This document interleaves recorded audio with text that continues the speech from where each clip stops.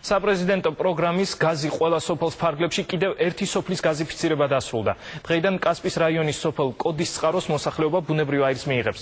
სოფელში 230 აბონენტია. სამუშაოები იტერა საქართველომ და კასპის გაზმა ერთობლივად აატარეს. პროექტის ფარგლებში გაკეთდა 4 კილომეტრიანი გაზსადენი მაგისტრალი. ენერგეტიკის მინისტრის მოადგილემ და მხარის გუბერნატორმა გაზქურა სიღარიბის ზღვარს ქვემოთ მყოფ ბულბულაშვილების ოჯახში აანთეს. პროექტი გრძელდება და მისი დასრულების შემდეგ კასპის რაიონის 4 სოფლის 1100 ოჯახი ბუნებრივ აირს მიიღებს. საკმაოდ დიდი პრობლემა მოიხსნება ამით, რაც სოფელი არსებობს, გაზი არ ყოფილა, მაგრამ დღეს მდგომარეობით უკვე ზამთრისპირია და საკმაოდ დიდ ჩვებას იქნებს მოსახლეობა გაზის შემოსვლასთან დაკავშირებით.